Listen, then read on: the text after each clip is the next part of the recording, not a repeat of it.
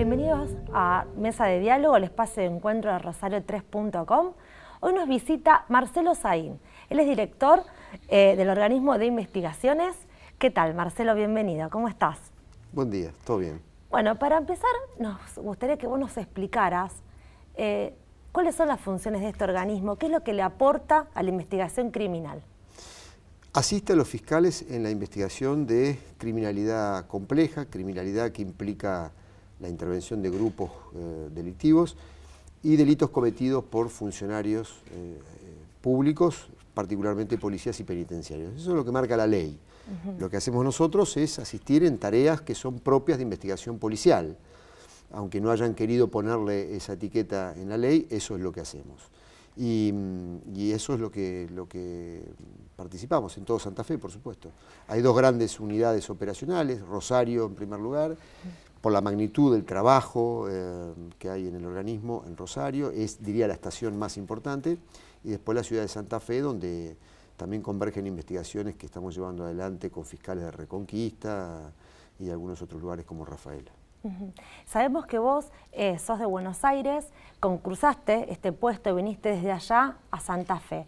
¿Qué te encontraste? ¿Cómo ves que es el escenario que radica ahora actualmente en la provincia en materia de criminalidad? Yo creo que hay una transformación del mundo criminal en la Argentina, más allá de Santa Fe, desde hace un par de décadas aproximadamente, y tiene mucho que ver con la estructuración de mercados internos de drogas, por lo menos lo que atañe ahora sí a Santa Fe. Y en el marco de esa transformación, envergadura, diversificación, bueno, se consume 3 o 4 veces más de drogas que hace 15 años atrás, con lo cual evidentemente las redes criminales que abastecen esos mercados son cada vez más sofisticadas. Tienen un entrelazamiento muy importante con dos cuestiones que son sensibles para poder atender y para ser objeto de una investigación criminal, que es la protección de sectores del Estado, fundamentalmente estructuras policiales, pero también judiciales, y el entrelazamiento con el mundo económico. Acá se trata de delitos de altísima rentabilidad, esa rentabilidad se canaliza en el mundo de la economía formal e informal de manera inmediata, pero es tanta la cantidad que también hay operaciones que son un poquito más sofisticadas, como inversiones inmobiliarias u operaciones directamente de lavado de dinero, aunque no son masivas, pero existen.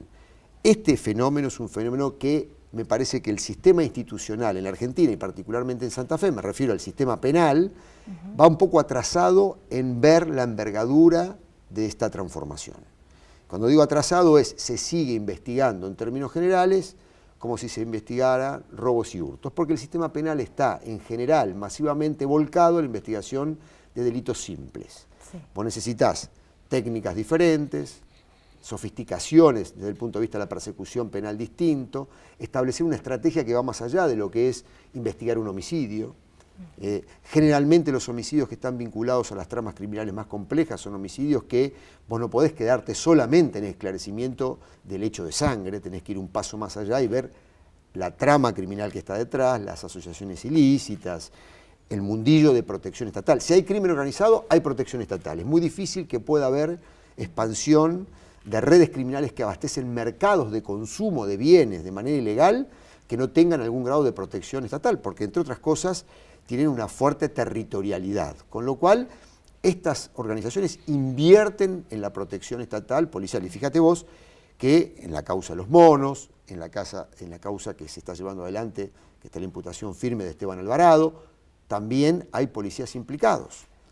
Entonces, me parece a mí que lo que yo veo es que hay una suerte de desfasaje. Le cuesta un poco al sistema penal, a veces le cuesta un poco al sistema político santafesino entender que esto ya no es un pueblo que se puede dormir con la puerta abierta. Creo que tienen que entender que acá hay una trama criminal compleja y que hay que dotar a estos organismos de los medios necesarios para investigar estas cuestiones, que no es un robo de gallina. A finales del mes pasado y a mediados de julio se sucedieron 9 homicidios en pocos días, en una semana. Se habló desde las autoridades de la provincia y también desde los medios de comunicación sobre un recrudecimiento de la violencia. Y también se buscaron hipótesis, respuestas o causas acerca de lo que estaba pasando, sobre todo porque desde las autoridades se hablaba de que la banda de los monos, por ejemplo, estaban presas sus cabecilla. ¿Qué pasa? Que todavía, digamos, si tenemos a esta banda supuestamente encarcelada, ¿por qué o cómo considera usted que se está dando esto? ¿Por qué se está dando? Bueno, estas son consideraciones del Poder Ejecutivo, no son consideraciones nuestras. Nosotros tomamos estos homicidios desde un punto de vista distinto. Para nosotros son objeto de intervención y de investigación y eso lleva tiempo. Hay que ver cada uno de estos homicidios dentro de qué contexto se inscriben. Si es un problema de violencia interpersonal o es un ajuste de cuenta entre organizaciones que están por una competencia comercial. Para dar cuenta de esto se necesita avanzar en una lógica de investigación que es completamente distinta a la lógica de los tiempos del poder político. Entonces el poder político responde como le toca al poder político. Para nosotros son otros los tiempos y nosotros tenemos que salir a hacer afirmaciones apresuradas e interpretaciones que nosotros tenemos que esclarecer esos hechos y para esclarecer tenemos que ver qué es lo que está detrás. Esa aclaración te la hago en función de que también yo veo acá que los monos son una marca registrada y acá cualquier delito le viene bien a un montón de gente que sean los monos. Sin embargo, en la última acusación a Esteban Alvarado, vemos una organización criminal muy robusta, con un nivel de protección policial de un escalón muy alto, gran parte de un núcleo de jefes policiales de brigadas muy importantes de Rosario, de la PDI, policías, uno de ellos que pertenecía al equipo mío, que hoy está encarcelado y que tenía estrechas vinculaciones con este narcotraficante. Cuando uno ve la envergadura de las empresas legales de Alvarado y la trama económica de esta red criminal, tal como quedó comprobado en las audiencias de imputación, vos te das cuenta de que en realidad esa organización no surgió hace 10 días, de que el mundillo criminal de Alvarado tiene más de una década. La pregunta que yo hago, ¿nadie lo vio nunca eso? ¿Cómo puede ser que una persona como Alvarado, que tiene una trama criminal compleja, que competía por mercados aparentemente vinculados a ilegalidades con el grupo de los monos, no haya sido visibilizado por el Estado, por los organismos de persecución penal, por el sistema policial, y recién ahora, a partir de un homicidio, el de Lucio Maldonado, se le empieza a poner ojo a la estructura criminal compleja. Por lo menos hasta ahora, la imputación está sostenida en esto que yo estoy señalando. Con lo cual, yo lo que quiero señalar, cuidado con el tema de los monos. Los monos han sido actores criminales muy relevantes en Rosario, con un grado de violencia extrema muy importante, pero acá hubo grupos criminales quizá más robustos que los monos, con dispositivos legales e ilegales mucho más robustos, pero mucho más invisibles, menos escandaloso y que no protagonizaban hechos de violencia tan a la luz pública como lo hacían los monos, pero que quizá mandaron al cementerio mucho más personas que los monos. Si esto se confirmase, significa que entonces no nos debe preocupar solamente aquello que es escandalizable desde el punto de vista político, sino ir al conjunto de la trama criminal, porque lo que tenemos que impedir acá es algo que hacen los países centrales con esto. Impedir que los delincuentes complejos que atienden este tipo de cuestiones no controlen fiscalías, no controlen partidos políticos, no financien campañas, no sean gobiernos en barrios que establezcan las reglas de juego de la convivencia y de la vida social en los barrios, que no manejen sectores policiales. Es decir, acá va a haber siempre consumo de drogas, va a haber siempre mercados ilegales. El tema es que la violencia no marque la vida cotidiana en estas barriadas populares. Y lo que vos ves en estas barriadas populares es que la violencia marca las relaciones interpersonales. Y las personas que viven en estos barrios populares, aunque esto sensibiliza mucho a la clase media, son personas que viven en una situación oprobiosa total.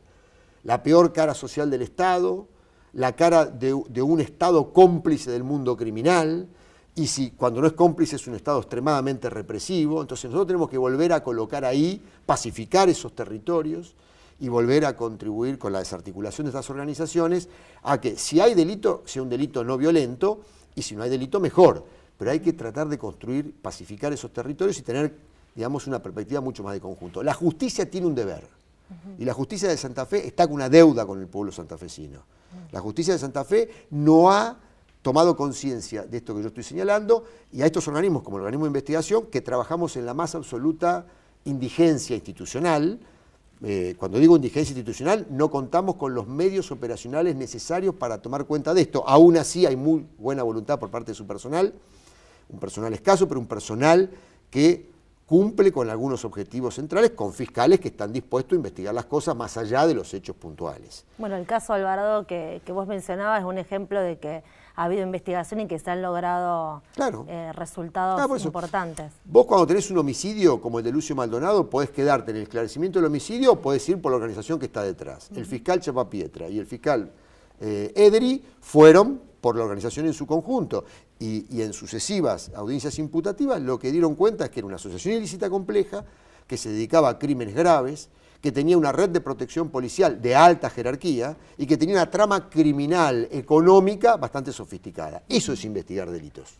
Ahora, con este caso, digamos, no digo resuelto, pero sí en proceso de resolverse, donde se ha desentramado Perdóname, no está resuelto. Está, digamos, avanzada la investigación. Hay que seguir indagando y profundizando mucho, no hay que quedarse en los laureles. Esto es una primera etapa en esta investigación. ¿Qué consecuencias tiene en la vida cotidiana nuestra, de las personas comunes que digamos, nos movemos por la ciudad, que esta persona, Esteban Alvarado, esté presa? Porque... Bueno, hay un vecino menos de Funegil. Sí. Qué interesante, ¿no? Es un vecino menos de Funegil, un vecino notable que ya está encarcelado. Pero al margen de este comentario que yo hago, lo que quiero señalar es, lo que vos ganás en primer lugar es una persona que sigue, imagino, gerenciando el mundillo criminal, pero con las dificultades que esto implica el encarcelamiento. A veces el encarcelamiento para estas organizaciones es un relanzamiento de las mismas, porque desde el mundillo carcelario cuentan con cierto margen de seguridad que les permiten rearticular los negocios criminales. Nosotros estamos atentos a esas cuestiones, con los fiscales que están encargados de estas investigaciones, y estamos tratando de dar cuenta de todo el conjunto de la organización. Y no vamos a parar. Cuando digo de todo el conjunto de la organización, también de su protección policial, y de la trama de inversiones económicas de estos sectores. Aunque esto le duela a mucha gente, porque yo sospecho que acá hay mucha gente de las estructuras políticas y judiciales que lo único que pretenderían que acá se investigue solamente la periferia pobre. La trama criminal que aparece en la periferia pobre. Pero cuando ya te metes adentro de los bulevares, hay gente que le empieza a temblar la papada. Sí.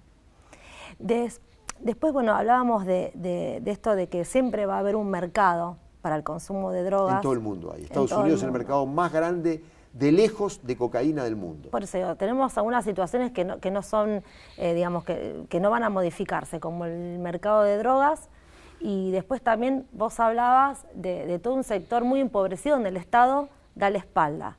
¿Qué manera hay de prevenir, digamos, que esta situación... Construir ciudad en esos barrios. Ya esto es política de seguridad, bueno, pero vos sos politólogo. Me supera. Yo soy politólogo y he gestionado seguridad pública. Por supuesto. Yo creo que ahí hay que construir ciudadanía en el sentido pleno del término y llevar la ciudad a esas barriadas populares. Lo eran, porque si vos te fijás el fenómeno de Rosario, particularmente, no hay periferia.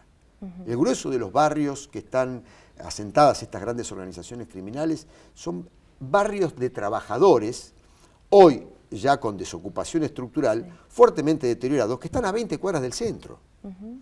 Tienen conectividad, hay un Estado social presente, hay un Estado que gestiona, hay un sistema educativo, hay un sistema de salud cercano, están asfaltados, tienen cloacas, tienen servicios básicos, pero ahí hay un problema social de envergadura, que hay una economía de sustitución, que es la economía del crimen. Si vos sos un pibe que sos tercera generación de desocupado, que no sabés lo que es el empleo y lo que es, digamos, la integración social vía el empleo, que vos trabajarías de changarín precarizado en Carrefour o en cualquier otro supermercado por 6.000, 7.000 pesos por mes, y de repente te convertís en soldadito a 10.000 pesos por semana.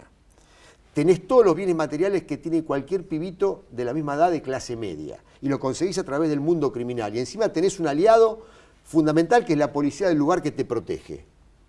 Lo que habría que preguntarse es por qué ese chiquito no se convierte en soldado del narcotráfico. Eso es lo más complejo de explicar que aquel que no lo hace. Entonces, me da la impresión, claro, me da la impresión a mí que hay que trabajar muy fuertemente también con el sector privado. Esas poblaciones tienen que tener una intervención del Estado pero no del Estado social que los termina reificando como pobres, sino del Estado y del desarrollo en términos generales. Hay modelos a seguir, que no son algunos ejemplos colombianos. La parte de atrás de lo que era el Capitolio en Estados Unidos, hace 15 años se podía transitar por ahí. Hoy hubo emprendimiento público-privado, una estrategia de Estado muy importante.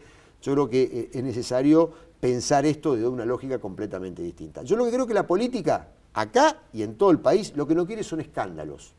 Entonces no ha abordado seriamente el fenómeno criminal. Si el fenómeno criminal provoca balaceras y vos tenés tapa de diario, es un problema político. Si el fenómeno criminal tiene asesinatos que no aparecen a la luz pública, no interesa mucho, no forma parte de la agenda política. Eso tiene que cambiar. Porque lo cierto es que esta situación y este deterioro y este desfasaje entre un Estado medio tonto que mira esta transformación criminal de reojo, pero que no quiere abordarla seriamente, termina generando condiciones políticas muy adversas para los propios gobiernos. ¿Vos creés que es casual que en la periferia rosarina el socialismo haya perdido cuando ha ganado históricamente? Haya perdido en manos de la oposición. Ahí claramente hubo una factura política. Y esa factura política tiene que ver con la violencia que hay en los barrios populares. Bueno, Marcelo, para terminar, una pregunta que bueno, a lo mejor es muy obvia, pero me interesaría escucharte y preguntarte por qué orientaste, digamos, tus estudios, tu capacitación hacia la seguridad.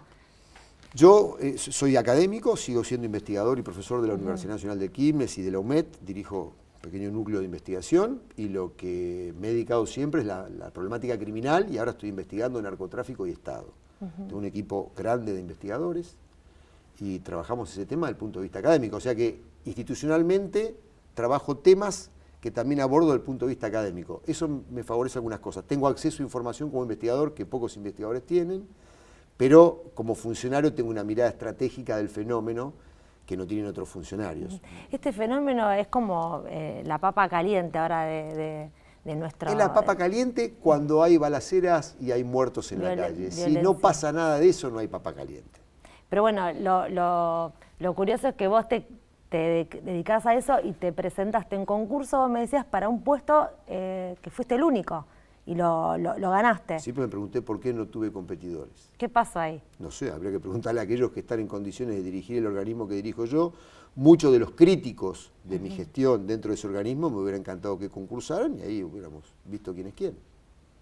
Bueno, Marcelo, te haré un montón de preguntas más, pero tenemos que levantar esta mesa de diálogo. Te agradezco muchísimo tu presencia y gracias a ustedes. Nos vemos próximamente en otra mesa de diálogo.